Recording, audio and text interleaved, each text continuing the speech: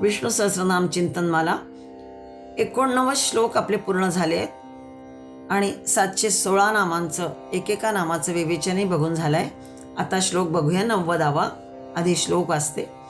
विश्वमूर्तिर्महामूर्तिर्दीप्तमूर्तिरमूर्तिमान अनेकमूर्तिरव्यक्तशतमूर्तिशताननः. या श्लोकातलं पहिलं नाम आणि क्रमाप्रमाणे 717 नाम विश्वमूर्ती. ओम विश्वमूर्तये नमः. विश्वं मूर्तिरस्य सर्वात्मकत्वात् इति विश्वमूर्तिः. सर्वात्मक असल्यामुळे विश्व ही भगवंताची मूर्ती आहे, म्हणून भगवंताचे एक नाम विश्वमूर्ती असं आहे. या 89व्या श्लोकात म्हणजे 90व्या श्लोकामध्ये मूर्तिपदाचं सूत्र सांगितलेलं आहे. या सूत्रात जितके आणि जसे मणी ओता आले तेवढे ओले आहेत. परमात्मा अव्यक्त मूर्तिमान आहे. इथपासून तो विश्वमूर्ती आहे इथपर्यंत भरारी मारलेली आहे. विचाराने विचार समग्रतेला कव घालणारा असल्यामुळे त्याला परस्पर विरोधी दोन्ही टोके येतात आणि या दोन्ही टोकांच्या दरम्यान संभवणारी सगळी विविधताही येते. या श्लोकामध्ये आपल्याला हे समग्र दर्शन होतं. विश्वमूर्ती यस्य सह विश्वमूर्ती असं सामासिक पद सोडवलं जातं. म्हणजे विश्व ज्याची मूर्ती तो विश्वमूर्ती होय. असा कोण? तर भगवान श्री विष्णू नारायण. अथवा विश्वामूर्तयः यस्य सह विश्वमूर्ती असाही समास सोडवून विग्रह करता येईल. म्हणजे दोहोंचं तात्पर्यार्थ एकच आहे.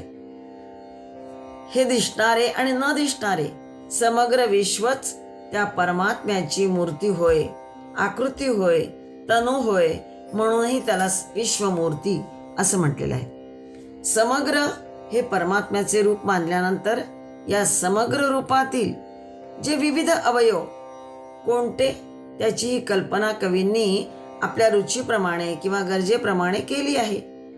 श्री शृंगारला स्वर्ग उरी आकाश मोकळे पदी पैसावली पृथ्वी लोकरूपास त्या नमो. अशी त्रिलोकात्मक वा सप्तलोकात्मक वा चतुर्दश लोकात्मक म्हणजे 14 भुवने असलेल्या या विश्वमूर्तीची कल्पना केलेली आहे. हा मनुष्यलोक किंवा हे तिन्ही लोक तर आहेच, पण सप्तलोक किंवा चतुर्दश लोक जे म्हटले आहेत 14 भुवने या सगळ्यांनी विश्वमूर्तीची कल्पना केली आहे आणि कौशल्याने ती रेखाटलेली आहे, रंगवलेली आहे. ध्यान हे समग्राचे करायचे असते. गान हे सुद्धा समग्राचेच करावायचे असते. पूजा ही सुद्धा समग्राचीच करायची. एवढ्यासाठीच खंडित मूर्तीचा शास्त्रामध्ये निषेध केला आहे. विश्वमूर्तीपद ही परमात्म्याची काय आहे? समग्रता, ही अखंडता विशद करीत आहे. संपूर्ण विश्वरूपाने साकारलेला संपूर्ण सृजन हेच त्याचं रूप आहे आणि म्हणूनच त्याला विश्वरूप म्हटलेलं आहे. सर्व स्थूल रूपातील विश्व हेच त्याचे दिव्य स्थूल रूप आहे. सर्वव्यापी अत्यंत सुंदर आकर्षक नाम म्हणजे विश्वमूर्ती होय.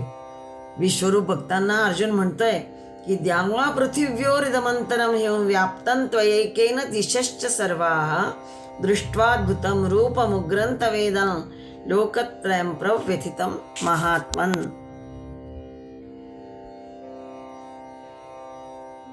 महात्मन हा संबोधन इथे वापरलेला आहे किंवा विशेषण म्हणून ते आलेलं आहे की आपण कसे आहात?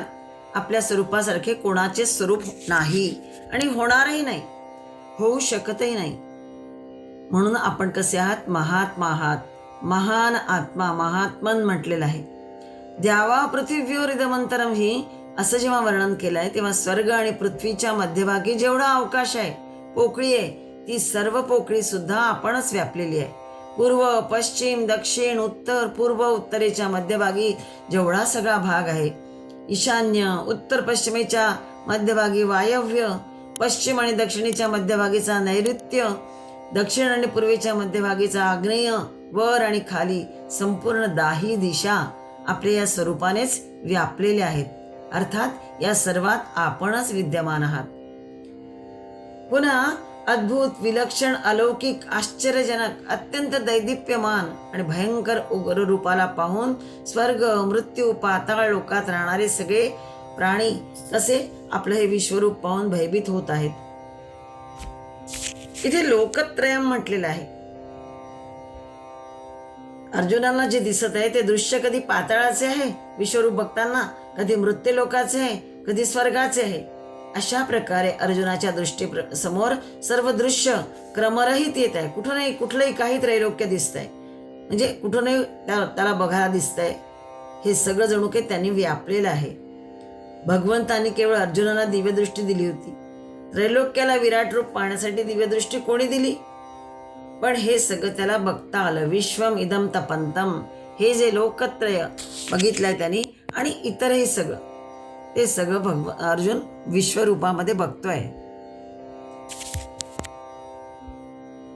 म्हणजेच भगवंताने दिलेल्या दिव्यदृष्टीने स्वर्ग, भूमंडळ, पाताळ इत्यादी सर्वांना एकाच वेळी तो पाहत आहे.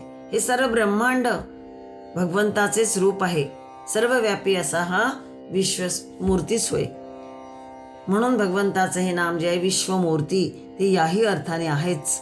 भगवंताचे विराट रूप कसं आहे, अवर्णनीय आहे, विलक्षण आहे आणि हे विश्वच ज्याची जणू मूर्ती आहे, म्हणून त्याचं एक नाम विश्वमूर्ती असं म्हटलेलं आहे. श्लोक 90, 718 नाम बघताय. महामूर्ती ओम महामूर्तये नमः. आचार्य भाष्य करताना लिहितात की शेष पर्यंक शायिनोस्य महती मूर्तिरिती महामूर्ती. शेषशय्येवर शयन करणाऱ्या भगवंताची मूर्ती मोठी मूर्ती आहे, म्हणून तो महामूर्ती. इथे पर्यंक शब्द आलाय. संस्कृतमध्ये पर्यंक म्हणजे पलंग. शेष रूपी जणू पलंगावर ज्यांनी शयन केलेला आहे असा, ज्याची शरीर, आकृती किंवा स्वरूप कसं आहे, प्रचंड आहे, म्हणून तो महामूर्ती म्हणावायचा. संपूर्ण विश्व त्याला निर्माण करणारा ब्रह्मदेव हे त्याचे केवळ लहान अंश आहेत, म्हणून तो परमात्मा महामूर्ती आहे. जे आपल्या बुद्धीच्या, शक्तीच्या आवाक्या बाहेरचे असते ते आपल्याला महान वाटते. ते अनुपेक्षणीय असतं, म्हणजे अनएक्सपेक्टेड असं जे सगळं ज्याचं कार्य आहे असा हा थोडक्यात जो आदरार्ह आहे, अनुपेक्षणीय आहे, विस्मयावह आहे, त्याचं कार्यही तसंच आहे, म्हणून हा महामूर्ती म्हणावायचा. त्याच्या महत्तेने आपण दबतो, त्याला शरण जातो. परमात्मा हा तसा महान आहे. आकाशाहूनही मोठे या जगात काय आहे, ते आकाशच. परमात्म्याची मूर्ती म्हणजे शरीर आहे. आकाश शरीरम ब्रह्म असं उपनिषद वचनच आहे. शरीर हे सगुण साकार हवे. आकाश हे तसे शब्दगुण आणि अतिविशाल आहे. त्याच्या विशालतेचे आकलन होऊ शकत नाही आमच्या दृष्टीला किंवा कल्पनेला, म्हणून त्याला आपण असीम म्हणतो. परंतु कल्पांती जेव्हा ही सकल सृष्टी अव्यक्त लीन होते तेव्हा ते आकाशही नाहीसे होतेच, कारण ते सगुण साकार सावयव आहे, सीमित आहे. परमात्म्याचे हे आकाश रूप शरीर जसे आकारयुक्त तसं वर्णयुक्तही वर्णिले आहे. आकाश कसं आहे, निळं दिसतं, म्हणून परमात्मा हे निळा म्हटलेला आहे, सावळा म्हटलाय. तो निर्गुण निरंजन परमात्मा अशा प्रकारे आकाश शरीरत्वामुळे सगुण सावळा झाला आहे. आकाश शरीरत्वामुळेच त्याला महत्ताही आली आहे. एरवी परमात्मा अव्यक्त आहे, त्याला महान तरी कसे म्हणावायचे मग अव्यक्त असेल तर. अणुत्व, महत्व, लघुत्व, गुरुत्व हे कोणाला असतं?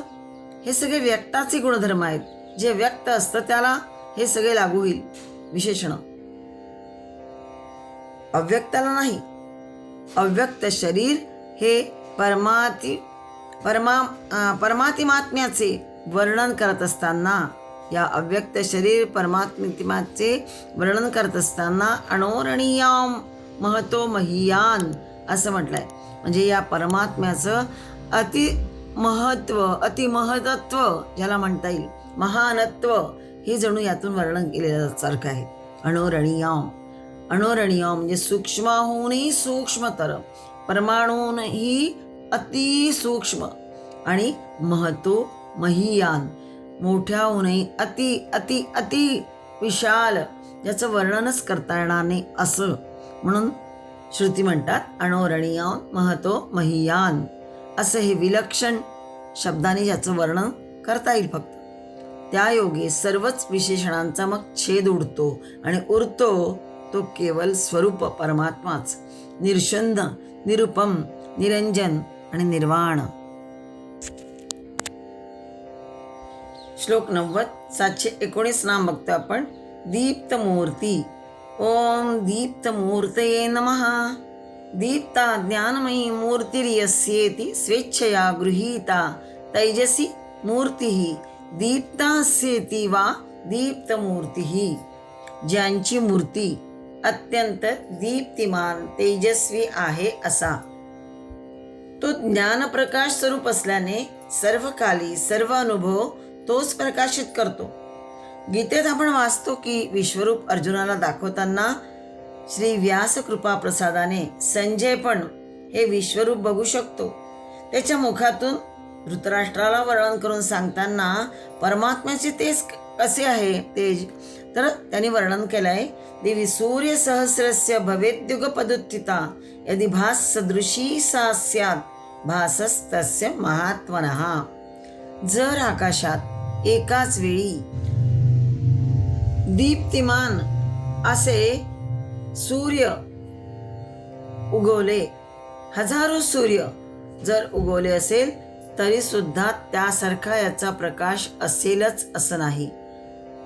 हे जे दीप्तिमान झालंय ते तेज निर्माण होईल असे तेज त्या परमात्म्याचे कदाचित असेल असं म्हटलंय. हजारो सूर्यांचा प्रकाश एकत्र मिळून सुद्धा भगवंताच्या तेजाची बरोबरी कदाचित होऊ शकेल. कारण सूर्यामध्ये तेज जे आहे, सूर्यातील तेज सुद्धा भगवंतापासूनच आलंय. गीतेमध्ये म्हटलंच आहे भगवंताने, यदादित्यगतं तेजो जगद्भासयते खिलम. जे जगाला प्रकाशित करणारे, सकल जगाला, अखिल जगाला प्रकाशित करतं ते आदित्यामधील तेज, सूर्यामधील तेज सुद्धा माझंच आहे.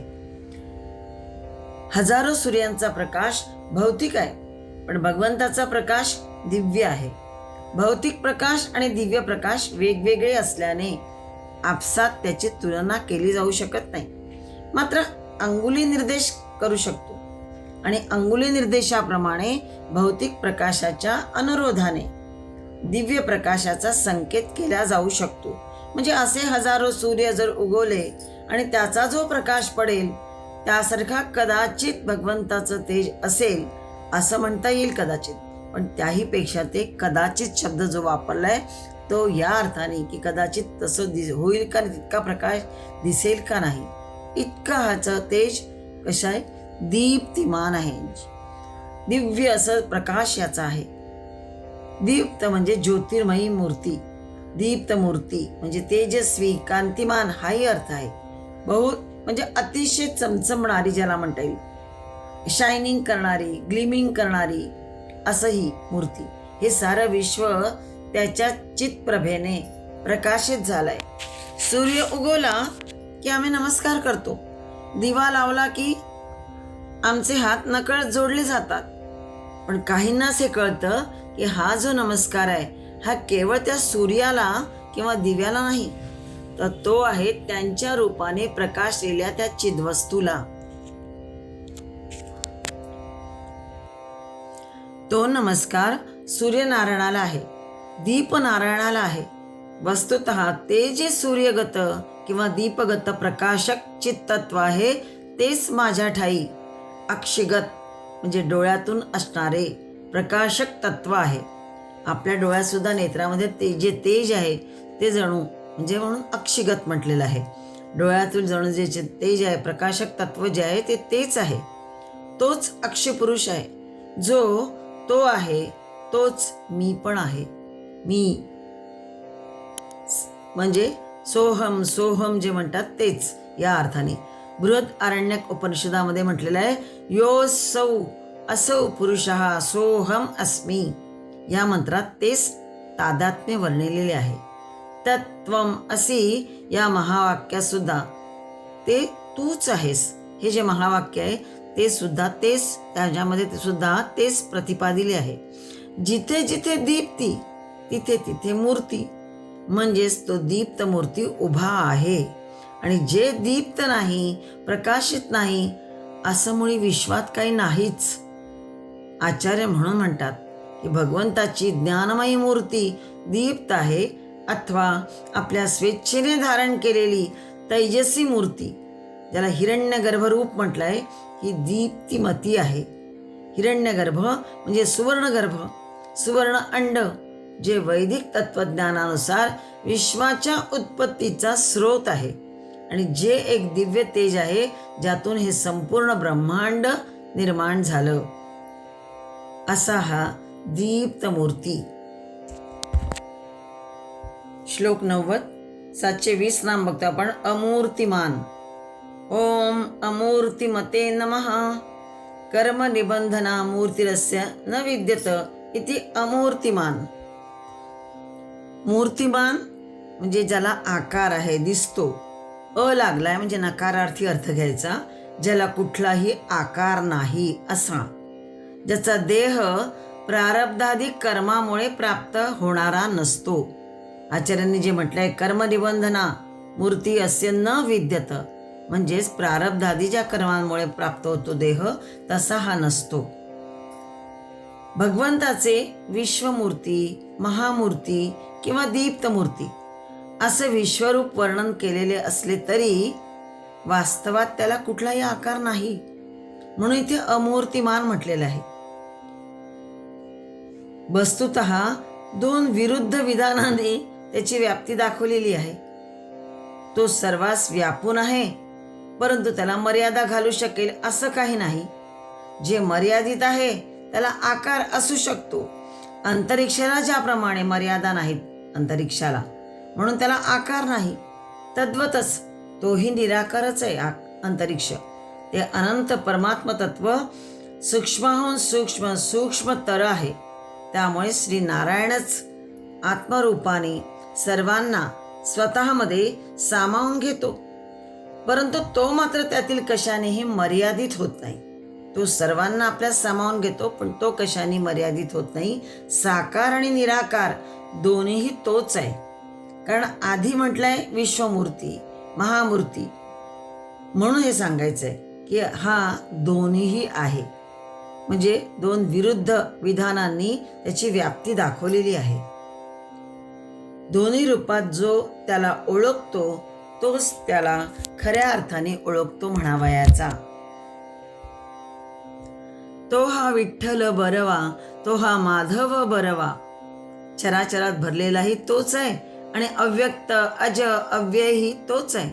आणि म्हणून तो काय म्हणायचा, अमूर्तिमान. ह्या विश्वामध्ये अनंत रूपात मूर्तीत प्रगटलेला दिसतो खरा, पण त्याहून वेगळाच आहे. त्या मूर्तीत आणि त्याच्यात मुळी कसलं साम्यच नाही. अमूर्तिमान पद हे साम्य आणि वैषम्य प्रगट करीत आहे. वैषम्य म्हणजे असमानता, वैषम्य म्हणजे विषमभाव, विरोध हा सुद्धा अर्थ आहे. वैषम्य हा शब्द समतेच्या विरुद्ध अर्थाने वापरला जातो. म्हणजे तो मूर्तिमान दिसतो पण तो मूर्तिमान नाही, म्हणजे तो मूर्तिमानही आहे आणि अमूर्तिमानही आहे हे सांगायचे. कठोपनिषदामध्ये म्हटल्याप्रमाणे अग्निर्यथैको भुवनं प्रविष्टो रूपं रूपं प्रतिरूपो बभूव एकस्तथा सर्वभूतांतरात्मा रूपं रूपं प्रतिरूपो बहिश्च. ज्याप्रमाणे एकच अग्नी संसारात प्रवेश करून प्रत्येक वस्तूनुसार आपापलं रूप बदलतो. जसं अग्नी लाकडात वेगळा, तुपात वेगळा, त्याचप्रमाणे एकच आत्मा परमात्मा सगळ्या प्राण्यांच्या आत बाहेर प्रत्येक रूपात प्रत्येक शरीरात असूनही त्या शरीरानुसार भिन्न प्रतीत होतो, पण वास्तवात तो एकच आहे. रूपम रूपो प्रतिरूपो, प्रत्येकामध्ये तो अंशरूपाने आहेच, त्यामुळे भिन्न भिन्न दिसतोच, रूपम रूप, पण तो कसा आहे? एकच आहे. हा जो चरण आहे रूपम रूपम प्रतिरूपो बहिश्च, हा जो चरण आहे ही ती व्याप्तीच व्यक्त करीत आहे.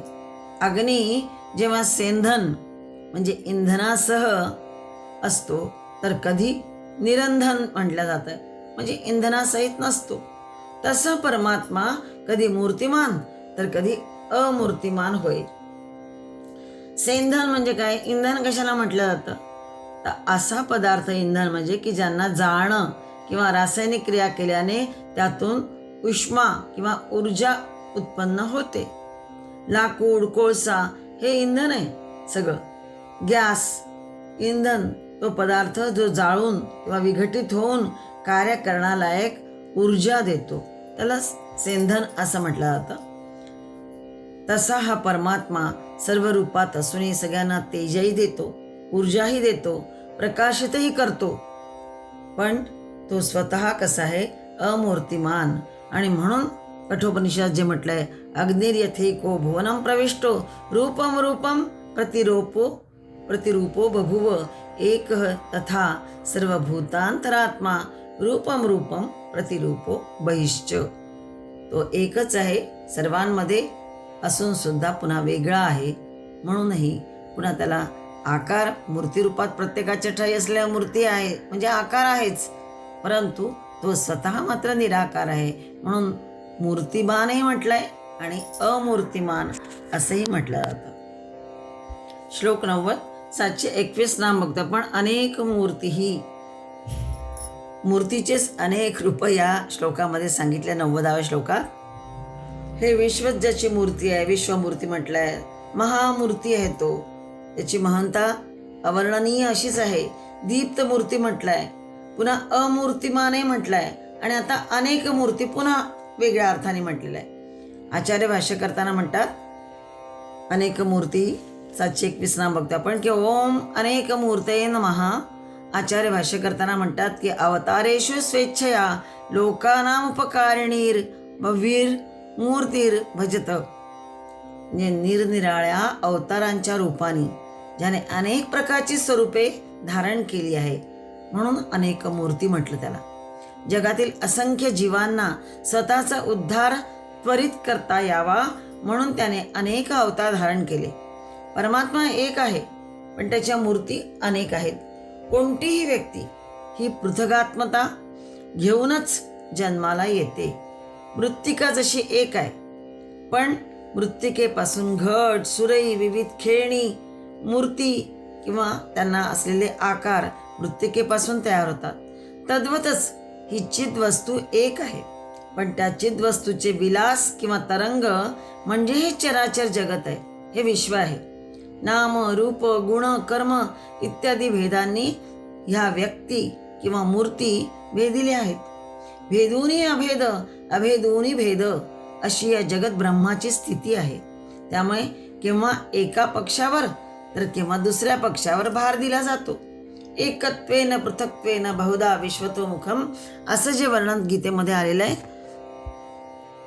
काही ज्ञानी लोक ज्ञानयज्ञाने एकत्वेन म्हणजे त्याला अभेदभावाने त्याची पूजन करतात किंवा त्याची उपासना करतात, किंवा काही दुसरे काही साधक कसे असतात पृथक्त्वेन त्याला पृथक मानून विश्वतोमुखम चहूबाजूला मुख असणाऱ्या भगवंताच्या त्या विराट रूपाची अर्थात संसाराला माझे मानून म्हणजे अर्थात विराट रूप मानून मग त्या पद्धतीने त्याची उपासना करतात. म्हणजे अनेक प्रकारे ज्ञानी लोक किंवा साधक वेगवेगळ्या प्रकारे माझी उपासना करतात, हे भगवंत गीतेमध्ये सांगतात आहे. थोडक्यात हे सांगायचं भगवंताला की सर्व साधक स्वतःची रुची, योग्यता आणि श्रद्धा विश्वास यानुसार वेगवेगळ्या साधनांनी ज्या कोणाचीही उपासना करतात ती भगवंताच्या समग्र रूपाचीच उपासना असते. कोणी विवेकपूर्वक ज्ञानयोगी जो असतो तो असतचा त्याग करून सर्वत्र व्यापक असलेल्या परमात्म तत्वाला आणि आपल्या वास्तविक स्वरूपाला एक मानून माझ्या या निर्गुण निराकार स्वरूपाची उपासना करतात. तर काही साधक जे असतात, कर्मयोगी जे असतात, ते आपल्या स्वतःला सेवक समजून संपूर्ण संसाराला भगवंताचे विराट रूप समजून मग या संसाराच्या सेवेतच ते आपली सगळी उपासना म्हणजे त्यांची साधना चालू असते. अशा विचाराने ते आपल्या तन मन धन इत्यादींनी जनता जनार्दनाच्या सेवेमध्ये व्यस्त असतात. भगवत कृपेनेच त्यांना ती पूर्णतेची प्राप्ती होत असते. एकत्वेन पृथक्त्वेन बहुधा विश्वतोमुखम जे म्हटलेलं आहे ते या अर्थाने. हरिर्दाता हरिर्भोक्ता हरिरन्नम प्रजापतिः हरिर विप्रशरीरस्तु भुंक्ते भोजयते हरिही. हरिस दाता हरिस भोक्ता हरिही अन्नम प्रजापतीही म्हटलंय. हरीच काय आहे? अन्न आहे, प्रजापालक आहे. हरिर विप्र शरीरस्तु भुंक्ते म्हणजे खाणाराही तोच आहे, भोजयते भोजन देणाराही तोच आहे. अशा प्रकारे विप्रांचे शरीर विप्र शरीर तू, विप्रांचे शरीरही कोण आहे? हरीच आहे, ईश्वरच आहे. याचं तात्पर्य असं आहे की जो काही वस्तू मात्रात फक्त भेद दिसून येतो तो सत्य नाही. जरी वस्तू व्यक्ती अनेक दिसतात तथापि एकाच सद्वस्तूची ती सगळी रूपे आहेत. हेच या श्लोकातून जणू काही दर्शवत आहे. ज्याप्रमाणे एकाच सोन्याचे अनेक दागिने केले जातात, पण अनेक दागिन्यांच्या रूपामध्ये ओतल्यावरही अनेक दागिन्यांच्या रूपात जर ओतलं तर सोनं जसंच्या तसंच राहतं. त्याच्या रूपात किंवा किमतीत अथवा स्वरूपात भेद होत नाही. त्याप्रमाणे जो अहम ब्रह्म अथवा ईश्वर आहे तो सर्व वस्तूंच्या रूपात आमच्या समोर उपस्थित आहे. भेद असूनही अभेद आणि अभेद असूनही भेद आहे. इथे त्याचे जगद्रूप वैचित्र्य लक्षून त्याला अनेक मूर्ती असं म्हटलंय. अनेक मूर्ती पदातून एक दुसराही भाव दोहून घेता येईल की अतत्वार्थवत आणि असहिष्णू अशा एकवादाचा त्यात निषेध आहे. एक विष्णूच काय आहे? परमदैव आहे, दैवत आहे. अनेकी सदा एक देवासी पाहे, तीच खरी तत्वदर्शी एकनिष्ठा होय. या वेगळी एकनिष्ठा म्हणजेच काय? तत्वच्युती म्हटलेलं आहे. ती एकनिष्ठा नव्हे, तिचं नाव मग अंधश्रद्धा. तिच्या योगेच वैर निरोध विग्रह पेटून मग जग कष्ट झालेलं आहे.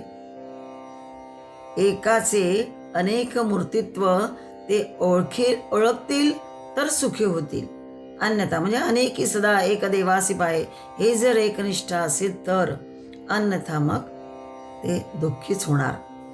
असा हा तसा विश्वमूर्ती महामूर्ती मूर्तिमान तसा हा अनेक मूर्तीही इथे वर्णिला आहे. श्लोक 90 722 नाम बघता आपण. अव्यक्तः ओम अव्यक्ताय नमः. यद्यप्यनेकमूर्तित्वमस्य तथाप्य यमीदृश एवेति न व्यञ्जत इति अव्यक्तः. अव्यक्त म्हणजे व्यक्त नसलेला. ज्या वस्तूंचे ज्ञान इंद्रियांकरवी होऊ शकते त्यास आपण व्यक्त म्हणतो, पण हा अव्यक्त म्हटलेला इथे. अमूर्तिमान आणि अव्यक्त ही दोन पदे समानार्थक जरी दिसत असली तरी त्यामध्ये सूक्ष्म भेद आहे. अव्यक्त म्हणजे प्रगट नसणारा असा या प्रकारचा, या विशिष्टतेने ज्याचं वर्णन करता येत नाही असा आहे, या प्रकारचा आहे हा, असं काही त्याचं वर्णन करता येत नाही म्हणून अव्यक्त म्हटलेलं आहे. प्रगट नसणारा, व्यक्त नसलेला. आधी अनेक मूर्ती हे नाम आलेलं आहे. म्हणजे निरनिराळ्या अवतारांच्या रूपाने ज्याने अनेक प्रकारची स्वरूपे धारण केलेली आहेत, पण अनेक मूर्तीवाला आहे हा, पण तरीही व्यक्त नाही म्हणून जणू अव्यक्त अशी व्याख्या केलेली आहे. 90व्या श्लोकामध्ये अनेक मूर्ती, शतमूर्ती, विश्वमूर्ती अशी पदे आली आहेत. त्याचबरोबर अमूर्तिमान आणि अव्यक्त अशी ही पदे आली आहेत. त्यांचं तात्पर्य काय तेही आपण पहिल्या विश्वमूर्ती 717 पदाच्या चिंतनात पाहिलं. निर्गुणातून सगुण, अव्यक्तातून व्यक्त आणि सूक्ष्मातून स्थूल अशी सृष्टी होते.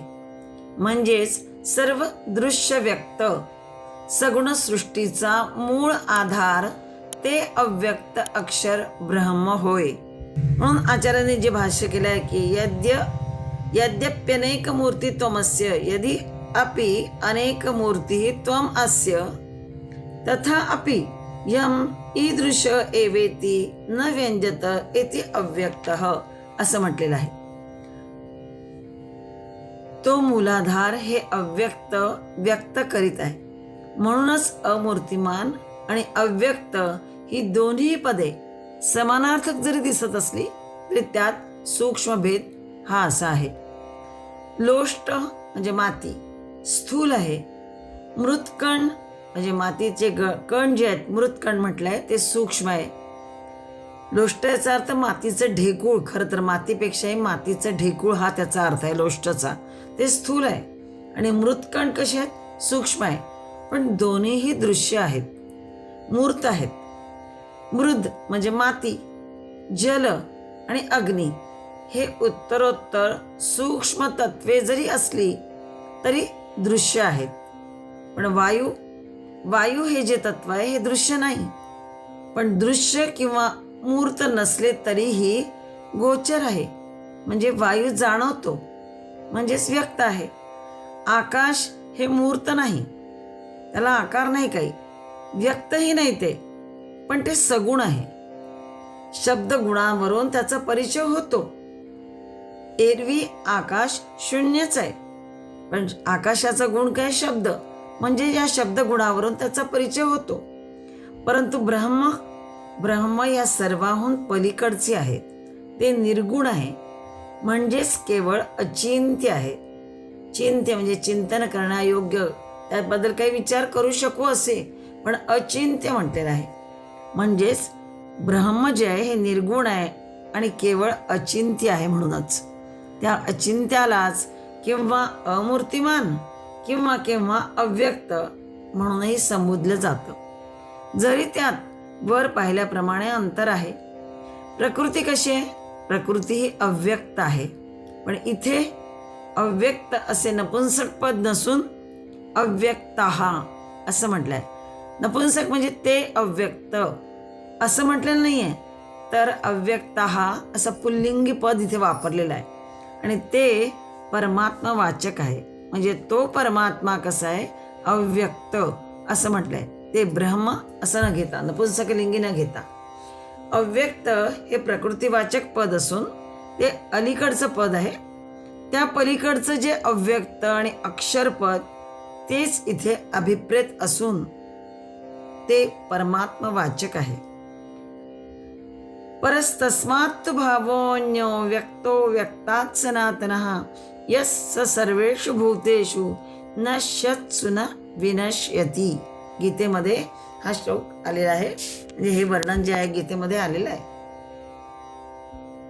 या श्लोकामध्ये अव्यक्तात् अन्यः सनातनः परः म्हणजे अव्यक्ताहून ब्रह्मदेवाच्या सूक्ष्म शरीराहून दुसरा सनातन म्हणजे अनादी, परः म्हणजे जो श्रेष्ठ आहे तो जो आहे तो अव्यक्त आहे.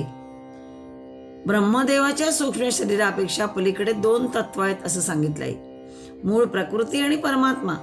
इथे प्रसंग मूळ प्रकृतीचा नाहीये तर परमात्म्याचा आहे. म्हणून या श्लोकात परमात्म्यास पर आणि श्रेष्ठ म्हटलेलं आहे. संपूर्ण प्राणी नष्ट झाले तरी ते नष्ट होत नाही आणि ते कसं आहे अव्यक्त असंही आहे. श्लोक 90 बघतो आपण. 723 नाम. शतमूर्ती. ओम शतमूर्तये नमः. नाना विकल्पजा मूर्तयः संविदा कृतेः संतीति शतमूर्ती. ज्ञानस्वरूप भगवंताची विकल्पजन्य अनेक मूर्ती आहेत आणि म्हणून तो काय म्हटलाय शतमूर्ती म्हणावयाचा. याच श्लोकामध्ये 721 नाम आलं होतं अनेक मूर्ती. अनेक मूर्ती म्हटलं काय किंवा शतमूर्ती म्हटलं काय, खरं तर तात्पर्य एकच आहे. परमात्म्याच्या मूर्ती अनेक आहेत, पण हे अगणित पण गणितानेच सांगावे लागते. विष्णू सहस्र हे स्वतःच संख्याबद्ध सांख्य आहे. त्यामुळेच विष्णू सहस्रनामामध्ये पदोपदी संख्याने येते. अनेक मूर्ती, चतुर्मूर्ती, शतमूर्ती, सहस्रमूर्ती इत्यादी या सर्व संख्या बहुव्रीही बघितल्यास, म्हणजे बहुव्रीही समासाने जर बघितलं तर तात्पर्य एकच जरी असलं तरी आपापले वैशिष्ट्य त्यांचं वेगळं आहेच. काही ठिकाणी सहस्रमूर्धा असाही शब्द आलाय. तात्पर्य या नामातील शत ही संख्या केवळ 100 आकड्यांची वाचक नाही आहे, ती समग्रता वाचक आहे. म्हणजे केवळ शतमूर्ती म्हणजे 100 मूर्ती एवढाच त्याचा अर्थ नाही, तर समग्रता वाचक आहे. सगळ्यांच्या सगळ्या मूर्ती त्या परमात्म्याच्याच आहेत असा आहे ह्या शतमूर्ती पदाचा आशय. जसं शतमख 100 यज्ञ, शतमखचा अर्थ 100 यज्ञ, मख म्हणजे यज्ञ, हा शब्द आपल्या आधी येऊन गेलाय. खरं तर शतमख म्हणजे 100 यज्ञ, 100 याग, होम किंवा धर्मकृत्य कुठलेही. दुसरा आहे शतपथ म्हणजे 100 मार्ग, 100 प्रकार असणारे किंवा 100 मार्गाने पुढे जाणे अशा अर्थाने शतपथ येतो. तसंच शतभिषक, शतगुण इत्यादी पदात सुद्धा शतशब्द पूर्णता समग्रता वाचक आढळतो. तसाच तो इथे घ्यावयाचा. त्याची 100 वर्षे भरली, त्याचे 100 अपराध झाले असं म्हणण्याचा सुद्धा एक म्हणजे असा एक प्रयोग केला जातो ना, वाक्यप्रयोग, की त्याची 100 वर्ष भरली. किंवा शिशुपालाचे जसे 100 अपराध झाल्यानंतरच शिशुपालाचा वध भगवान श्रीकृष्णाने केला, अशा प्रकारचा जेव्हा उल्लेख केला जातो किंवा अशा प्रकारचा वाक्यप्रयोग केला जातो तेव्हा त्याच अर्थाने आजही हे इथे केलं जातं. अनेक मूर्ती पदात निषेध मुखाने सांगितले की या परमात्म्याची काही एकच मूर्ती नाही आहे. शतमूर्ती पदात विधिमुखाने सांगितले की त्याच्या 100 मूर्ती आहेत, शेकडो मूर्ती आहेत, हा त्यामागचा अर्थ. या शतमूर्ती कोणत्या? गीतेतील विभूती योगात त्या सांगितल्या आहेत, पण तिथे सुद्धा 82 विभूतींचा उल्लेख आहे आणि 82 गणक देऊन थकलेला आहे जणू काय भगवंत. आणि नास्त्यंतो विस्तरसमे, माझ्या विभूतींना अंत नाही असंही पुन्हा म्हणून टाकलंय. म्हणजे म्हणून त्याने गणनेबाबत असमर्थता प्रकट केली आहे. जे जे काही श्रीमत म्हणजे षड्गुणांनी युक्त आणि जे जे ऊर्जित म्हणजेच पराक्रमी, महान आणि ऊर्जावान, बलवान, प्रतापी अशा अर्थाने ज्याच्यात शक्ती आणि उत्साहाचा संचार असतो ते सगळं ऊर्जितच म्हणावयाचं. म्हणजेच जे जे श्रीमत आणि जे जे ऊर्जित ते सगळं भगवत विभूती म्हणून ओळखायचं. हे सूत्र हे गीतेतील विभूती योगातच आलंय. यद्यत विभूतिमत्सत्वं श्रीमदूर्जितमेव वा तत्तदेवावगच्छत्वं मम तेजोंश संभवम. विभूती योग हा 10वा अध्याय गीतेचा, त्यातला हा 41वा श्लोक आहे. म्हणजे जे श्रीमत किंवा ऊर्जित ते सगळं माझ्या तेजाच्या अंशाचीच अभिव्यक्ती आहे असं समज, असं भगवंत अर्जुनाला म्हणतात आहे. किंवा अवगच्छ असंही म्हणता येईल की जाणून घे, त्याला अनुसरून शतपूर्ती करून घ्यावी, हाच आशय 82 विभूती सांगितल्या म्हणून. मूर्ती म्हणजे देह आणि त्या सर्व देहीचे, आत्म्याचेच हे सगळे देह होत. आणि म्हणून तो काय म्हणायचा भगवंत? शतमूर्ती म्हणावयाचा. श्लोक 90 724 नामक पण शताननः. ओम शताननाय नमः. विश्वादिमूर्तित्वं यतोत एव शताननः. शतानन म्हणजे शत आणि आनन असे 2 शब्द त्यामध्ये आहे. शतावधी मुखे असलेला, आनन म्हणजे मुख, म्हणून शतावधी मुखे असलेला असं त्याचं वर्णन केलेलं आहे. ज्याला सहस्र मुखे आहेत असंही पुष्कदा उल्लेख केला जातो. इथे शत म्हणजे 100 या अर्थाने नव्हे. गीतेमध्ये 13व्या अध्यायामध्ये उल्लेख आला आहेच. सर्वतः पाणिपादंत सर्वतोक्ष शिरोमुखम सर्वतः श्रुतिमल्लोके सर्वमावृत्य तिष्ठती. सर्व बाजूंनी हात पाय असलेला, सर्वतः मुख डोळे शिर असलेला, सर्वत्र श्रुती असलेला जे कान, तो नारायण सर्वास व्यापून उभा राहिला आहे. सर्वम आवृत्य तिष्ठती जे म्हटलंय ते त्या अर्थाने. शत आणि आनन जसे दोन पद बघितले आपण, तर मुख काय आहे? आनन म्हणजे मुख, आणि मुख हे वाग्द्वार आहे. वाग्द्वार म्हटलंय, त्यालाच वक्त्र म्हणूनच म्हणत असल्यामुळेच वाणीचे ते प्रतीक आहे. वच आणि त्र असे दोन शब्द मिळून हा वक्त्र असा शब्द झालेला आहे. मूळ वच हे नाम आणि मग वक्त्र त्यामधून झालेलं वक्त्र म्हणजे मुख. गजवक्त्र असं पण म्हणतो ना आपण, गजाचं मुख असणारा अशा अर्थाने.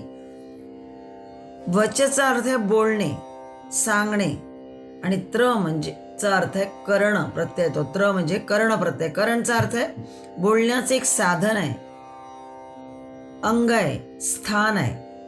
काय तर वक्त्र हा शब्दाचा अर्थ आहे की जे एक बोलण्याचं साधन आहे, अंग आहे, स्थान आहे अशा अर्थाने. म्हणून त्याला वाग्द्वार म्हटलं असेल. वाणीचं प्रतीक म्हटलेलं आहे त्याला. शेकडो वाणी ज्याच्या आहेत तो शताननं म्हणावायचा. शेकडो वाणी म्हणजे काय? तर निरनिराळ्या योनीच्या निरनिराळी वाणी आहेत. ज्या अनेक लक्ष योनी आहेत त्या सगळ्यांची एक वाणी आहे, बोलणं आहे, एक काहीतरी भाषा आहे बोलण्याची, सांगण्याची. मनुष्य, पशु, पक्षी यांच्या वाणी भिन्न आहेत. इंग्लंडमधील आणि भारतातील पशूंची आणि पक्ष्यांची बोली सारखीच आहे, पण मनुष्यांची मात्र वेगवेगळी आहे. हे वेगळेपण वाणीचं न म्हणता भाषांचे म्हणावायचे. वाणीचं वेगळेपण नाही आहे, भाषेचं. वाणीत बोली आणि भाषा दोहींचाही अंतर्भाव होतो. बोली स्वाभाविक आहे, तर भाषा कशी आहे? संपादित आहे आणि मानवातच ती आढळते. हाही भेद आहे. अशा प्रकारे बोली आणि भाषा यांची संख्या कशी आहे? अगणित आहे. आणि या अगणिततेचेच दुसरं नाव काय आहे? शत, शेकडो, असंख्य. अगदी शत म्हणजे 100 असं न करता शेकडो आहे, असंख्य आहे असं म्हणण्याची पद्धत आहे. म्हणजे असंख्याला शेकडो म्हणण्याची पद्धत आहे. ज्या अर्थी सर्व वाणींचा आधार प्राण आणि प्राणांचा आधार म्हणजे प्राणाचा आधार जीवात्मा आहे, त्या अर्थी जीवात्मभूत सर्वांतर्यामी परमात्मा हा सर्व वाणींचा स्वामी आहे आणि म्हणून तो शतानन म्हटलाय. विविध कामे करणारे, विविध देह धारण करणारा म्हणून जसा परमात्मा हा शतमूर्ती म्हणावयाचा. या आधीचं नाम बघितलं होतं आपण, शतमूर्ती. तसा विविध वाणी बोलणारा म्हणून तो शताननही म्हणायचा. रावण हा दशानन म्हणून प्रसिद्ध आहे. त्याला खरोखरच 10 तोंडे होती का? का तो 10 भाषा बोलू शकत होता म्हणून दशानन म्हटलं गेलं? दशवाक संपन्न असेलही तो, कारण अत्यंत बुद्धिमान होता म्हणतात ना दशानन रावण. त्यामुळे दशवाग संपन्न म्हणून दशानन नाम असेल रावणाचं. किंवा 10 दिशांवर ज्याचे वर्चस्व होते हाही अर्थ सांगितला जातो दशाननचा. म्हणजे सर्व दिशांना तो बघू शकत होता आणि सर्व दिशांवर त्याचं वर्चस्व होतं. किंवा 10 मुख म्हणजे ज्ञान. दशमुखचा अर्थ आहे ज्ञान. शक्तीचं प्रतीक असे 10 मुख सांगितले जातात. 6 दर्शन, 4 वेदांचा ज्ञाता म्हणून त्याला दशकंठी असं म्हटलं जातं. म्हणजे जो एखादा 6 दर्शनचा अभ्यास ज्याचा झालेला आहे आणि 4 वेदांचा जो ज्ञाता आहे त्याला दशकंठी असं म्हटलं जातं. परमात्मा मात्र सर्व वाग्बल संपन्न म्हणून तो शतानन. शतम शतानी वा आननानी यस्य सहा शताननः म्हणजे शतं किंवा शेकडो अशा अर्थाने ज्याची मुख आहेत तो शतानन अशी ही व्याख्या केली जाते.